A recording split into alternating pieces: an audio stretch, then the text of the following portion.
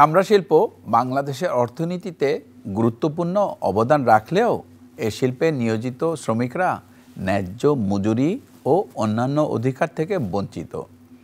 2024 সালে centre for policy dialogue CPD খাদ্যমূল্য বৃদ্ধি ও মুদ্রাস্ফীতি বিবেচনায় চামড়া শিল্পের শ্রমিকদের ন্যূনতম মজুরি 22,776 টাকা প্রস্তাব করেন। তবে সরকার কর্তৃক ন্যূনতম মজুরি ঘোষণা করা হয় 18,001 টাকা। সরকার ঘোষিত মজুরি বাস্তবায়নের ক্ষেত্রে ইতোমধ্যে বিভিন্ন মতামত ও চ্যালেঞ্জ উত্থাপিত হচ্ছে। এ বিষয়টি নিয়ে মালিকপক্ষ, শ্রমিকপক্ষ, ট্রেড ইউনিয়ন, সংশ্লিষ্ট সরকারি সংস্থা এবং উন্নয়ন সংস্থার মধ্যে বিভিন্ন আলোচনা ও সংলাপ অনুষ্ঠিত হচ্ছে।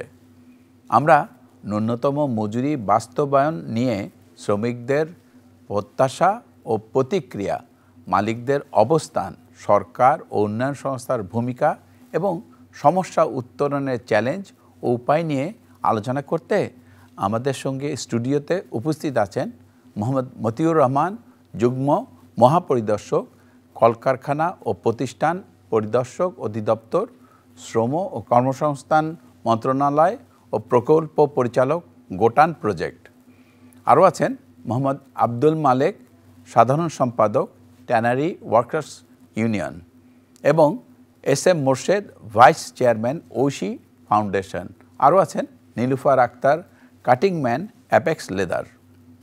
মোহাম্মদ আব্দুল মালেক, শ্রমিক অধিকার প্রশ্নে ন্যূনতম মজুরি বাস্তবায়নে শ্রমিকদের পক্ষে ইউনিয়ন কোনো ব্যবস্থা গ্রহণ করেছে কি?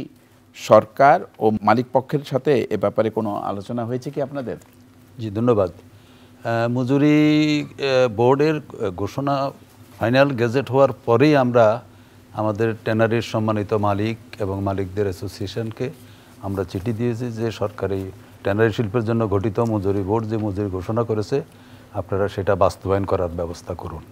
আচ্ছা, এই চিঠি আমরা ওনাদেরকে দিয়ে তার কপি সকল মালিকদেরকে দিয়েছি এবং আমরা ডাইফকেও দিয়েছি এবং আমরা সরকারের বিভিন্ন পর্যায়ে শ্রম যিনি উপদেষ্টা আছেন ওনার কাছে দিয়েছি, আমরা শ্রম সচিবের কাছে দিয়েছি এবং আমরা মালিকদের সাথে একাধিক বৈঠকও করেছি। আমরা ওনাদেরকে বিনীতভাবে অনুরোধ করেছি যে আপনারা এটা শ্রমিকদের অধিকার, সরকার ঘোষণা করেছে, এটা আপনারা বাস্তবায়নের ব্যবস্থা করেন।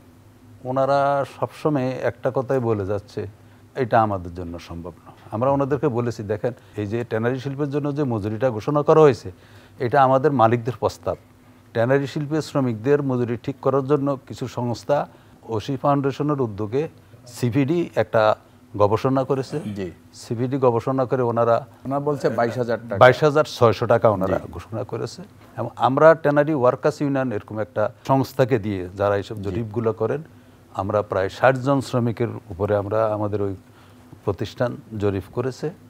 সেখানে নারী শ্রমিক সহ বিভিন্ন পর্যায়ের এবং ট্যানারি শিল্পের আশপাশে যে বাজারগুলো আছে ওনারা বাজার পরিদর্শন করেছেন, কোন জিনিসের কি মূল্য, সেজন্য ওনারা একটা গবেষণা ওনারা ঠিক করেছে যে ট্যানারি শিল্পে 25,000-এর কম হলে একজন শ্রমিকের 3 জনের। সরকার তো 18,000 টাকা বলছে। এই 18,000 যেটা বলছে এটা আমাদের সম্মিলিত প্রস্তাবে ছিল, কিন্তু এটা মূল প্রস্তাব ছিল মালিকদের। যখন মজুরি বোর্ডে, আমি মজুরি বোর্ডের শ্রমিকদের পক্ষে প্রতিনিধি, আচ্ছা, সেখানে আমরা আমাদের কথা বলেছি, মালিকেরা মালিকদের কথা বলেছে।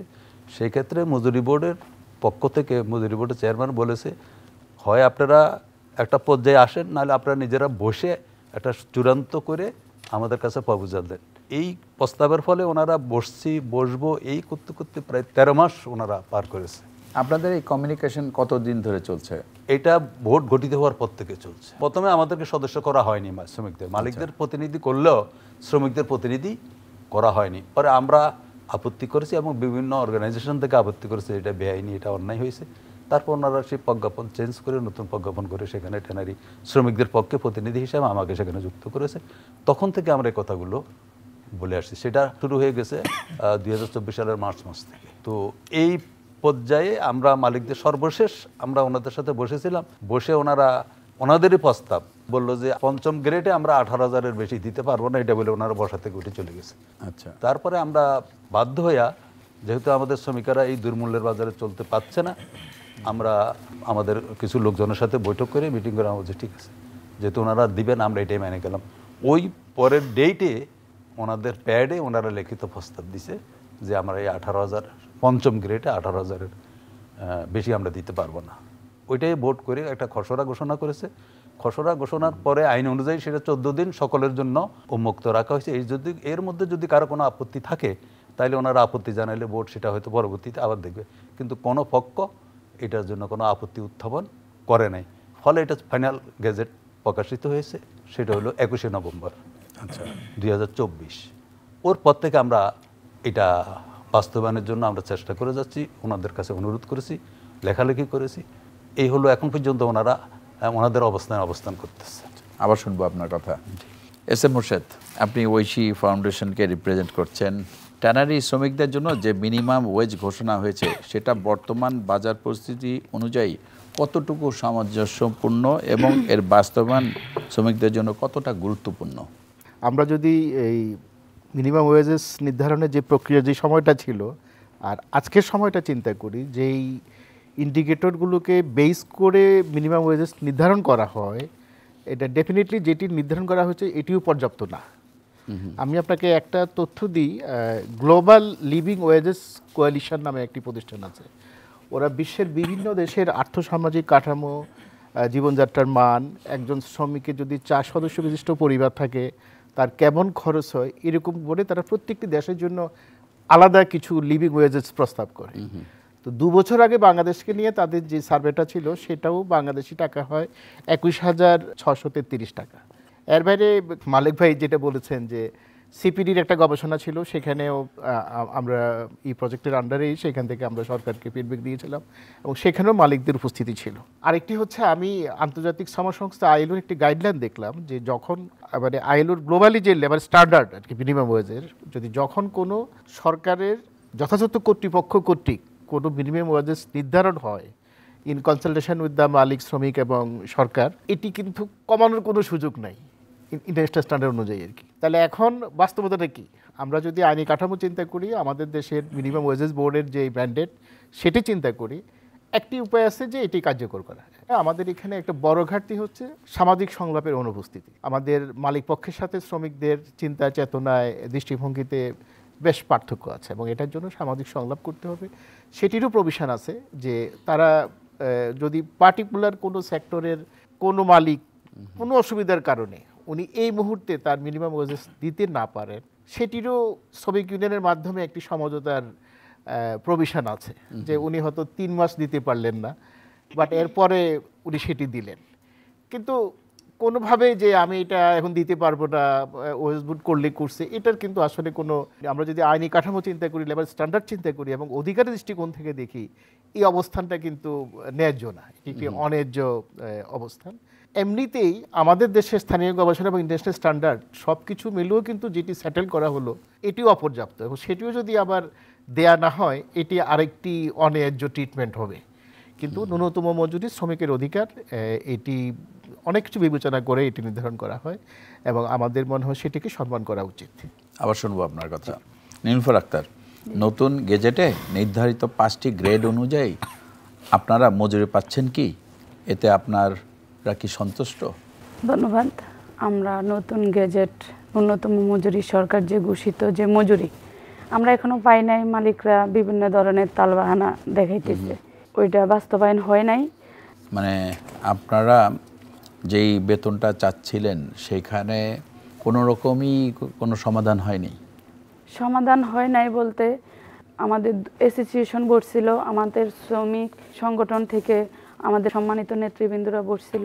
বসার পর ওইখানে সিদ্ধান্ত হয়েছে যে বকেয়া হিসাবে, যে ন্যূনতম মজুরির একটা বকেয়া হিসাবে 10,000 টাকা করে শ্রমিকদেরকে দেওয়া। শ্রমিকদের দেয়ালে পিঠ থেকে গেছে, চলার মতো অবস্থা নাই। দ্রব্যমূল্যের দাম অনেক বেশি, যে টাকা পায় এ টাকা দিয়ে ওনাদের ফ্যামিলিতে ছেলে মেয়ে পড়ালেখা, বাজার করা, ঘর ভাড়া দেওয়া, গ্যাস বিল, কারেন্ট বিল সম্ভব হয় না।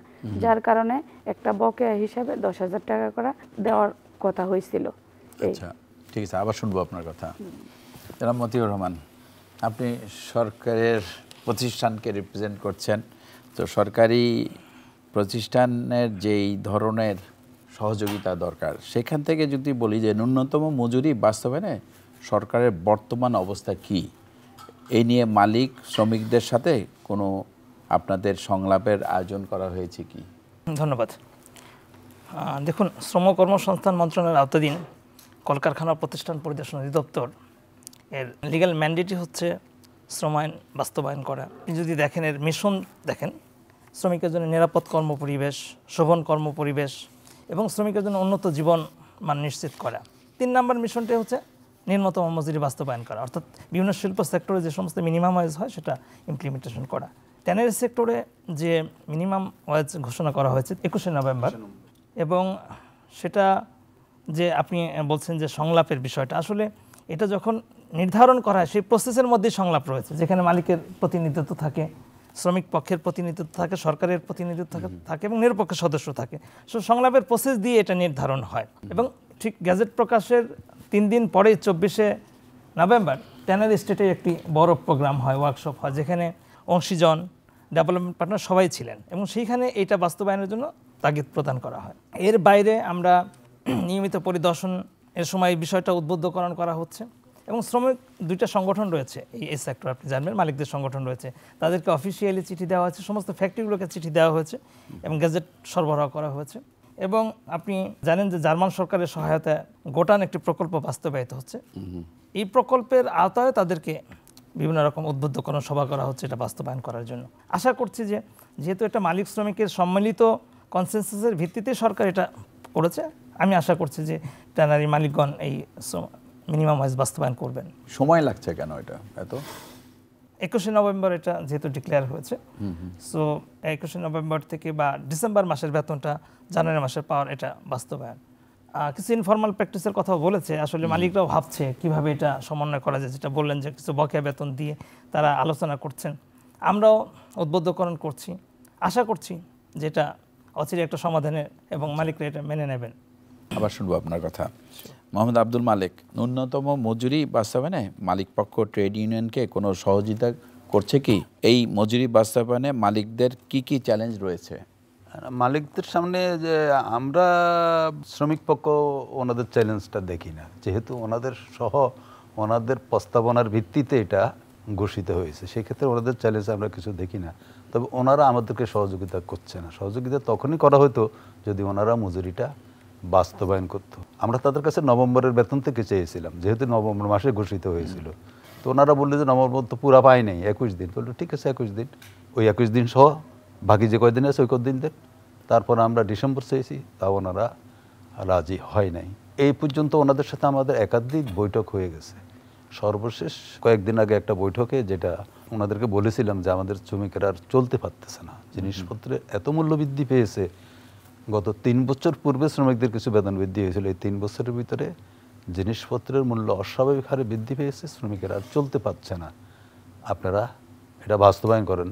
তখন ওনারা বলছে যে ঠিক আছে, ওনাদের প্রস্তাব আছে না করার, কম করার, সেরকম অনেক প্রস্তাব ওনারা দিয়েছে। এটা তো কোনোভাবে, যেটা ভাই বলেছেন যে এটাকে কাটছাট করার কোনো সুযোগ আইনে কাউকে দেওয়া হয়নি। আমরা সেই কথাগুলো ওনাদেরকে বলেছি। তারপরে ওনারা এক পর্যায়ে অনেক ইয়ের পরে বলতে যাচ্ছে ঠিক আছে, ওনাদের আগামী 8 তারিখে ওনাদের একটা অ্যাসোসিয়েশনের নির্বাচন, ফলে ওনারা একটু ব্যস্ত থাকবেন। এই মাসের 20 তারিখে ওনারা আমাদের সাথে বসবেন। তার আগে অগ্রিম তাদেরকে 10,000 টাকা অগ্রিম, যেটা পরবর্তীতে তাদের বেতনের থেকে সমন্বয় করা হবে। ওই অর্থে আমি বলি যে ওনাদের সহযোগিতা হলে তো তখনই হয়তো যে ওনাদেরই প্রস্তাবিত মজুরি 14 মাস সময় নিয়ে, এটা যেখানে 6 মাসের মধ্যে শেষ করার কথা, ওনাদের সময় ক্ষেপণের কারণে এটা 14 মাস সময় লেগেছে, যার ফলে ওনাদেরকে চাপ দিছে, না হলে আমি বোর্ডের নিয়ম অনুযায়ী, আইন অনুযায়ী আমি ঘোষণা করতে বাধ্য হব। তারপরে ওনারা বসে একটা প্রস্তাব, তাও সেটা আমাদেরকে একটা প্রস্তাব দিয়ে ওনারা উঠে দাঁড়িয়ে গেছে। আমরা যে একটা আপত্তি করব যে একটু আর কিছু বাড়াই দেন, সেই সুযোগ দেন ওনারা বলে, ওনাদের প্রস্তাব বলে সব ওনাদের নেতৃবৃন্দ উঠে দাঁড়িয়ে গেছেন। এখন এই ব্যাপারে আর করণীয় কি আছে? আমাদের করণীয়, আমরা যদি ওনারা সঠিক পন্থায় না দেয়, আমরা তো সকলের দ্বারস্থ আমরা হয়েছি, যারা প্রয়োগকারী সংস্থা ডাইফ, ওনাদেরকেও বলেছি, আমরা মন্ত্রণালয়কে বলেছি, সকল সংস্থার কাছে আমরা আপত্তি করেছি।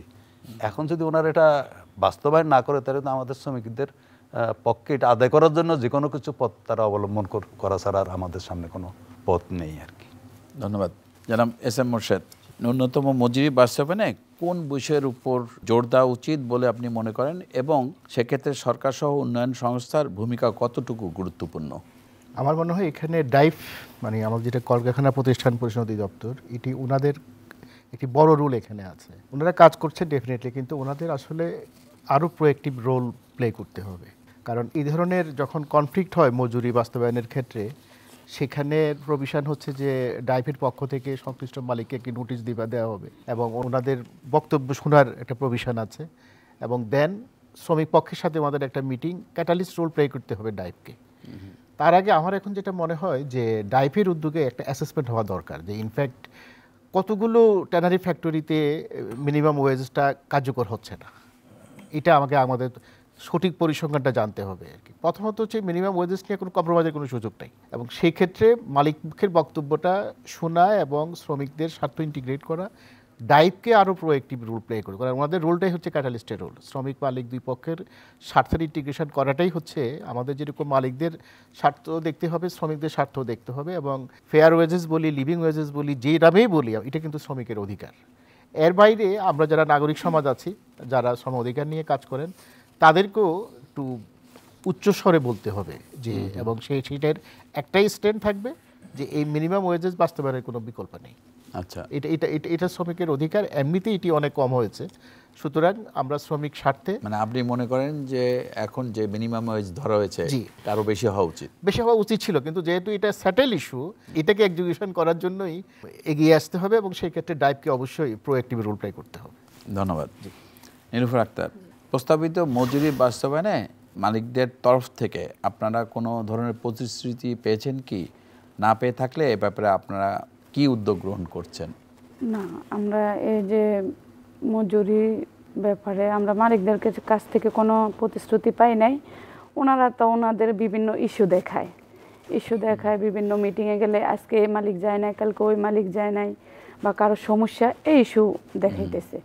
এখন আমরা কোনো প্রতিশ্রুতি পাই না। প্রতিশ্রুতি বলতে ওই যে একটা 10,000 টাকা এখন আমাদেরকে উপকার করছে, পরবর্তী আবার আমাদের বেতন থেকে কেটে নেওয়া হবে, একটা প্রতিশ্রুতি। আমি মনে করি আমাদের শ্রমিকদের যে অবস্থা, বর্তমান বাজারে দ্রব্যমূল্যের দাম এত বেশি যে আমরা চলাফেরা খুবই কষ্ট। এখন মালিকরা যদি, আমরা শ্রমিক, আমরা কারখানায় কাজ করি, মালিকরা যদি আমাদের দিকে না তাকায়, আমরা কার দিকে তাকাবো? এত দুর্গন্ধ, পচা, পরিশ্রম, এত কষ্টের কাজ আমরা করি, অথচ আমাদের অধিকারের কথা বললে মালিকরা কোনো কথা বলতে চায় না।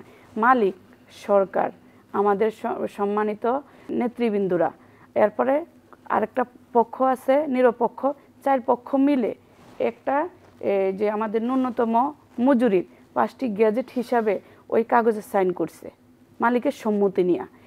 এই সাইন করার পরও আজকে 13 মাস শ্রমিকের কি অবস্থা, দুর্দশা অবস্থা। শ্রমিক কেন রাস্তায় নামবে? রাস্তায় নামতে বাধ্য করছে। আমাদের ইউনিয়ন থেকে আমাদের শ্রমিকদেরকে যে ধরনের পদক্ষেপ নিতে বলা হবে, ওই ধরনের পদক্ষেপে নেয়, কিন্তু সুষ্ঠুভাবে। এরপরও মালিকরা সন্তুষ্ট না, দিতে চায় না, দিবে না, বেশি হয়ে গেছে। একটা শ্রমিক 8 থেকে 10,000 টাকা বেতন পায়। একজনের দ্বারা ইনকাম করে একজন 8,000 10,000 টাকা দিয়ে ফ্যামিলিতে চলা খুবই কষ্টকর ব্যাপার। তাহলে ওই দিকেও মালিকরা অবশ্যই নলেজ রাখার দরকার আছে। আমরা পরিশ্রম যখন করি, কোরবানির সিজনে আমি বলি, কোরবানির সিজনে নারী পুরুষ কোনো ভেদাভেদ নাই। কাঁচা চামড়া থেকে একবারে ফিনিশ পর্যন্ত মহিলা নারী পুরুষ উভয় কাজ করে, পরিশ্রমের কাজ। কিন্তু বেতন বৃদ্ধির কথা বললে, শ্রমিকের পরিবেশের কথা বললে, শ্রমিকের স্বাস্থ্য নিরাপত্তার কথা বললে, শ্রমিকের আমরা ওই যে প্রাথমিক চিকিৎসার কথা বললে, যদি আমি একজন শ্রমিক, আমি কারখানায় কাজ করি, আমার তো নিরাপত্তার প্রয়োজন আছে, এ কথা বললে কিসের নিরাপত্তা? তারপরও আমরা কাজ করি, মেহনতি মানুষ, আমরা জীবন জীবিকার জন্য লড়াই করি। মালিকরা ওইভাবে আমাদের দিকে তাকায় না। এই যে আমাদের ন্যূনতম মজুরি 5টা গ্যাজেট হয়ে আসছে, ওই গ্যাজেট বাস্তবায়ন যদি না হয়, তখন আমাদের ট্যানারি শ্রমিকরা, ওনাদের অবস্থা কি হবে? ওনারা রাস্তায় নামবে, এমন জোরালো আকারে রাস্তায় নামবে, ওনাদেরকে আর থামিয়ে রাখার অবস্থা নাই, বুঝানোর অবস্থা নাই। বুঝতে পারছি। পরিস্থিতি খুবই ঘোলাটে। ভয়াবহ, খারাপ। আমি একটু অ্যাড করি এখানে, আমরা মালিক শ্রমিক সরকারের বাইরেও এই আমাদের সোসাইটির যে প্রেশার গ্রুপ থাকে, আনফর্চুনেটলি আপনি দেখেন যে পোশাক শিল্পের ন্যূনতম মজুরি হ্রাস নিয়ে আমাদের নাগরিক সমাজ, মানবাধিকার সংগঠন যে পরিমাণ সক্রিয়, ট্যানারি সেক্টর সহ, লেদার সেক্টর সহ অন্যান্য সেক্টর নিয়ে কিন্তু আমরা ততটুকু সক্রিয় না। তো কেন আমরা এই ট্যানারি সেক্টরের শ্রমিকদের জন্য একটা বিশেষ সামাজিক সুরক্ষা নিতে পারি, কেন নিচ্ছি না আমরা এই যে লেদার সেক্টর নিয়ে যেভাবে প্রত্যাশিত আওয়াজটা আসার কথা ছিল নাগরিক সমাজের পক্ষ থেকে, এটা একটা ঝুঁকিপূর্ণ সেক্টর। হ্যাঁ, আর তার চেয়ে বড় বিষয় হচ্ছে যে এটা তো একটা এক্সপোর্ট ওরিয়েন্টেড সেক্টর, তাই না? এবং অর্থনীতির উপরেও একটা বিশাল প্রভাব আছে চামড়া সেক্টরে। কিন্তু আমার মনে হয় এগুলো কম্প্রিহেনসিভ অ্যাপ্রোচ থেকে দেখতে হবে। একদিকে মিনিমাম ওয়েজেসটাকে এনশিওর করতে হবে, আর দ্বিতীয় হলো তাদের এই যে ঘাটতিটা, আমি তো আমার যা প্রত্যাশিত মজুরি ছিল সেটা তো আমি পাই নাই মিনিমাম ওয়েজেস বোর্ড থেকে। আরেকটি হচ্ছে আমাদের ন্যূনতম মজুরি বোর্ড, আমি তাদের ওয়েবসাইটে দেখলাম প্রচুর তথ্য ঘাটতি। এত হালকা একটা ওয়েবসাইট যেখানে তাদের যে ইনফরমেশনগুলো পাবলিকলি ডিসক্লোজ করা উচিত ছিল সেগুলো তারা করে। যেমন ধরেন ন্যূনতম মজুরি কি কি ক্রাইটেরিয়া নির্ধারণ করা হয়, এই তথ্যটি ওদের ওয়েবসাইটে নেই। সুতরাং বিষয়গুলোকে আসলে একটু কম্প্রিহেন্সিভলি দেখতে হবে এবং আমার মনে হয় একটা স্ট্রং ভয়েস রেজ করতে হবে, যেটা আমরা অন্যান্য সেক্টর থেকে করতে সক্ষম হয়েছি, পার্টিকুলারলি আরএমজির ক্ষেত্রে। আমার মনে হয় লেদার সেক্টরের জন্য আমাদের সেভাবে চিন্তা করতে হবে। ধন্যবাদ। মোহাম্মদ মতিউর রহমান, ন্যূনতম মজুরি বাস্তবায়ন নিয়ে মালিক শ্রমিকদের মধ্যে দ্বন্দ্ব নিরসনে কি কি কৌশল আপনারা অবলম্বন করছেন বা করা উচিত বলে মনে করেন? ধন্যবাদ। আমি আসলে এখনো দ্বন্দ্ব বলতে চাই না। আমার মনে হয় যে আমি আশাবাদী যে তারা বাস্তবায়ন করবে। কৌশলের কথা যদি বলেন, যেটা আমাদের মোর্শেদ ভাই বলতেছিলেন যে ডাইফের আরও একটা প্রোঅ্যাক্টিভ হতে হবে। আপনি জানবেন যে এই সমস্ত ট্যানারিগুলো একটা ডেডিকেটেড অঞ্চলে অবস্থিত। এটা একটা মানে সুবিধা যে আমরা সমস্ত মালিক শ্রমিককে রিস্ক করতে পারি খুব সহজেই। এবং শ্রমিক পক্ষের প্রতিনিধি মালিক ভাই আছেন, ওনারা জানেন যে গত কয়েক বছরে গোটান প্রজেক্ট সহ লেবার মিনিস্ট্রি এবং কলকারখানা পরিদর্শন কী পরিমাণ ক্যাপাসিটি ডেভেলপ করেছে। শ্রমিকদের, ম্যানেজমেন্টদের, মালিকদেরকে প্রচুর প্রশিক্ষণ প্রদান করা হয়েছে, কিছু ইকুইপমেন্টস প্রদান করা হয়েছে, গ্যাস ডিটেক্টর দেওয়া হয়েছে, ফার্স্ট এড বক্স দেওয়া হয়েছে। আমাদের যেটা ম্যান্ডেট না, ম্যান্ডেটের বাইরেও আপনি কিছুদিন যাবৎ জানবেন যে আমাদের দপ্তরে ডক্টরস ব্যাকগ্রাউন্ডের ইন্সপেক্টর আছেন এবং এখানে সপ্তাহে 2 দিন কলকারখানা পরিদর্শন দপ্তরে ডক্টরগণ বসতেছেন প্রতি বুধবার, এবং শ্রম অধিদপ্তরে ডাক্তারগণ বসতেছেন। এখানকার যারা ওয়ার্কার তারা এখানে ডাক্তার সেবাও পাচ্ছেন। এবং এটা কৌশলের কথা যদি বলেন, আমাদের পরিদর্শন সংখ্যা আমরা বাড়াচ্ছি এবং আমাদের টার্গেট রয়েছে যে এই ডিসেম্বরের মধ্যে কমপক্ষে 100 পরিদর্শন এখানে করা। এবং আপনি জানবেন যে এই সেক্টরে পরিদর্শন করার জন্য একটা চেকলিস্ট প্রণয়ন করা হয়েছে, যেটার মাধ্যমে আমরা নিয়মিত বুঝতে পারবো যে আসলে কে কী কমপ্লায়েন্স করতেছে। এবং এটা ডিজিটালি আমাদের একটা অ্যাপস আছে লিমা, তার মাধ্যমে এই জিনিসগুলো আমরা অ্যানালাইসিস করতে পারছি। সম্ভাবনাময় এই সেক্টরটা, বিশেষ করে এলডব্লিউজি সার্টিফিকেট যদি না পায় আসলে বিশ্ব বাণিজ্যে তো এরা আসলে এক্সপোর্ট করতে পারবেন না। সেই জায়গায় কিছু কিছু ফ্যাক্টরি রিসেন্টলি ডেভেলপ করেছে। আশা করছি যে মালিকরা সোশ্যাল কমপ্লায়েন্সের একটা পার্ট হিসেবে এই মিনিমাম ওয়েজ বাস্তবায়ন করবেন। আপনি জেনে খুশি হবেন যে জার্মান সংস্থার বাইরেও ওসি ফাউন্ডেশন কাজ করছে, বিএলএফ কাজ করছে, এশিয়া ফাউন্ডেশন কাজ করছে। তো বিধায় আমাদের এনজিও এবং অন্যান্য সংস্থাও কিন্তু এই সেক্টরটায় কাজ করছে। এই সেক্টরটা কিন্তু মানে জনশক্তির শ্রমিক সংখ্যার নিরিখে খুব বড় না, 5 থেকে 10,000 ওয়ার্কার রেগুলার কাজ করে, কোরবানির মৌসুমে হয়তো 20-25 হাজার ওয়ার্কার কাজ করে। সেই ওয়ার্কারের ভলিউমটা কিন্তু অতি অল্প, বাট এটার যে পটেনশিয়ালিটি, সম্ভাবনার জায়গাটা তো বা অর্থনীতিতে কন্ট্রিবিউশন তো হিউজ।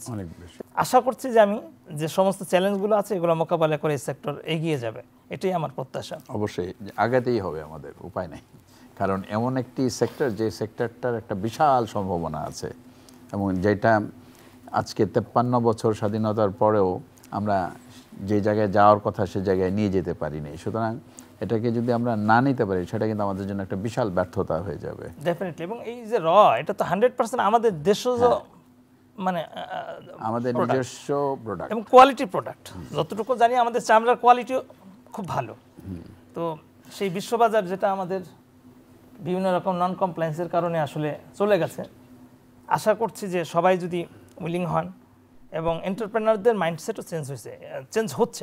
আমি বলবো যে ডেফিনেটলি স্বীকার করবেন যে গত কয়েক বছরে কিংবা গত কয়েক মাসে যে পরিমাণ সবাই মিলে কাজ করছে এই ছোট্ট সেক্টরটাতে, মাইন্ডসেট চেঞ্জ হচ্ছে।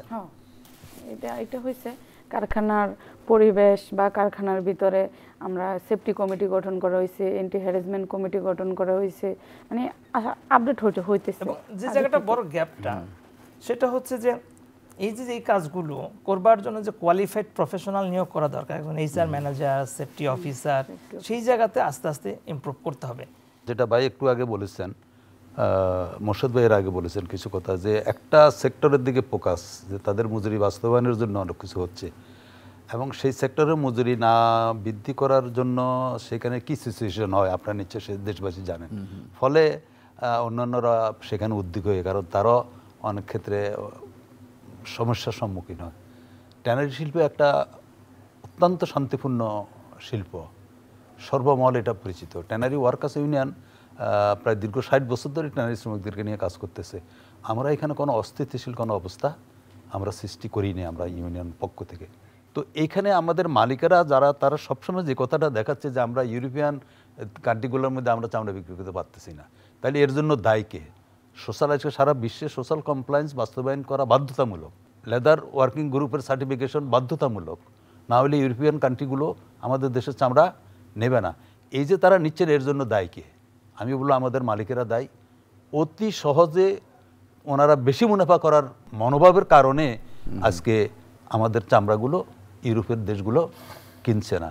এখান থেকে যদি ওনারা বেরিয়ে না আসে, ওনাদের যদি মানসিক পরিবর্তন যদি না, মাইন্ডসেট যদি ওনারা ঠিক না করেন, তাহলে এখান থেকে ওনারা বেরোতে পারবেন না। সোশ্যাল কমপ্লায়েন্স বাস্তবায়নের ক্ষেত্রে ওনাদের অনেক অনীহা আছে। আমরা ট্যানারিতে একটা প্ল্যান অফ অ্যাকশন করেছি, সেটা 2 বছরের আমরা সময় নিয়েছিলাম, যে 2 বছরের মধ্যে আমরা বাস্তবায়ন কিছুই বাস্তবায়িত হয় নাই।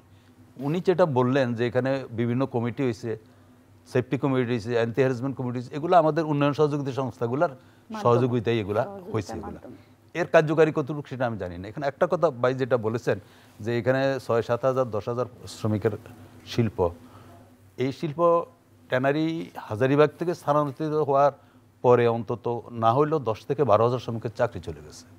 এখানে আরেকটা বিষয় যেটা বাইরে মানুষ জানে না, একজন শ্রমিক 3 জনের পরিমাণ বেশি কাজ করে। এটা হলো অনেক ওভারটাইম দিয়ে শ্রমিকেরা কাজ করে, অল্প শ্রমিক দিয়ে ওনারা অনেক বেশি কাজ তুলে নেয়। এই যে বাড়তি 12-14 ঘন্টা 8 ঘন্টা কাজ করে, এটার জন্য তারা কোনো ওভারটাইম পায় না বেশিরভাগ ট্যানারিতে। কিছু কিছু পায়, যেগুলা শ্রমিকেরা খুব সচেতনভাবে ইউনিয়নের সদস্য, ইউনিয়ন সেগুলো কিছুটা পায়, আর বাকিগুলোতে কিছুই আইনের কিছু, ইভেন এই শুক্রবারের সাপ্তাহিক ছুটিটা পর্যন্ত দেওয়া হয় না, অন্য কোনো ছুটি সেটা তো তারা পায় না। এই বিষয়গুলো যতক্ষণ এটা ঠিক না হবে, ফলে একজন শ্রমিক 3 জনের কাজ করতেছে, 3 জন শ্রমিকের কাজ করতেছে। ধন্যবাদ আপনাদের সবাইকে, অনেক ধন্যবাদ। অনেক কিছু জানা গেল এবং এই সমস্যার সমাধান দ্রুত হোক এটাই আশা করি, এবং আমাদের এই আলোচনার মাধ্যমে আমরা অনেক কিছুই জানতে পারলাম, এবং সেটা সবার নজরে আসুক এবং এটার সমাধান হোক, সেটাই আজকে কিন্তু আমাদের সবার কাম্য।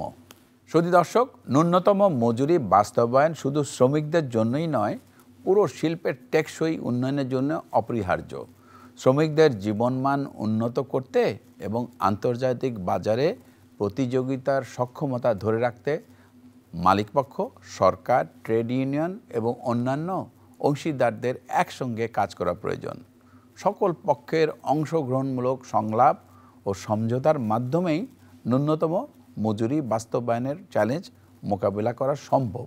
আমরা আশা করি এই আলোচনা মালিক শ্রমিকদের মধ্যে বোঝাপড়া বাড়াতে এবং একটি সমাধানমুখী পথ তৈরিতে সহায়ক হবে।